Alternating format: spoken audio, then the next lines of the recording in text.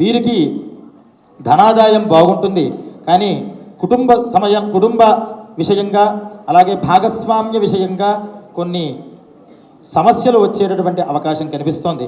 అలాగే వీరికి వాహన లాభం కనిపిస్తుంది, వ్యవహారాల్లో కూడా మార్పు కనిపించేటటువంటి అవకాశం కనిపిస్తోంది.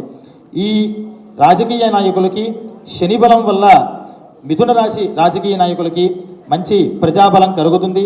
అధికారులతో కూడా మంచి సత్సంబంధాలు కనిపించే అవకాశం ఉంది. వారి గ్రహదోష నివృత్తికి నవగ్రహ శాంతిని దత్తాత్రేయ ఆరాధనని కనుక చేసినట్లయితే మిథున రాశి జాతకులకి మంచి శుభ సమయం కనిపిస్తోంది. పునర్వసు 4వ పాదం, పుష్యమి 1, 2, 3, 4 పాదాలు, ఆశ్లేష 1, 2, 3, 4 పాదాలు కర్కాటక రాశి, మన కల్వకుంట్ల చంద్రశేఖరరావు గారి రాశి. ఈ రాశి ఆదాయం 14, వ్యయం 2గా, రాజపూజ్యం 6, అవమానం 6గా, అత్యంత సంతోషకరంగా ఆదాయ వ్యయాలు కనిపిస్తున్నాయి. ఈ రాశి వారికి ధనము, విద్వత్తు, విద్యా సంపత్తు, బుద్ధి, సంతానానికి కారకుడైనటువంటి గురుడు మంచి స్థానంలో ఉన్నాడు. గోచారంలో ఈ కర్కాటక రాశి ఈ సంవత్సరం చాలా చక్కగా ఉంది. వీరు చేసేటటువంటి వ్యవహారాలలో చక్కటి విజయం సాధించే అవకాశం ఉంది.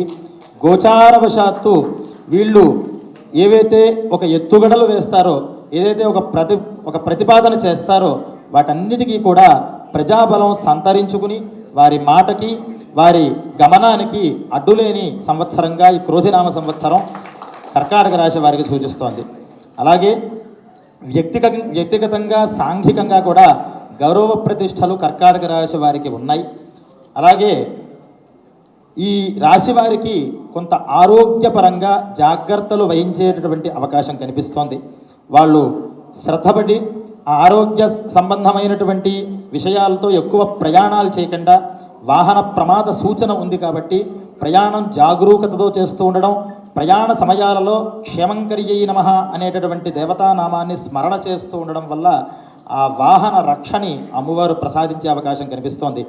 రాజకీయ నాయకులకు కూడా ప్రజలతో మంచి సఖ్యత, అధిష్టానం, బలం, ప్రజాబలం అన్నీ కూడా కనిపిస్తున్నాయి.